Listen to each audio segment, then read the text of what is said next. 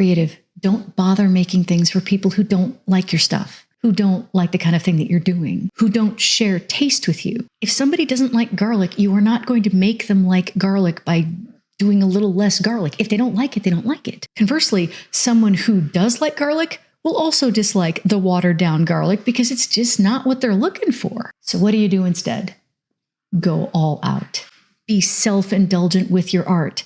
The thing that you love, you should pour yourself into with everything that you are. Do the stuff you like. There's no such thing as cringe. There's just your taste versus somebody else's, and they're going to be different. One of my fellow artists shared a fantastic quote from an AP art teacher. If the audience does not like it, you should drive them crazy seeing how much you love it. And I'll include the link in the comments or, whatever of the social media platform you're watching this on. Don't limit yourself to other people's tastes. It's a waste of their time. It's a waste of your time. And you're never going to be really happy with what you make if you do that. But if you do go all out, if you do make what you love, if you do shove in there the things that you really want to see, hear, smell, touch, taste, not only will you love it, but the people who share your taste will love it too. Go all out.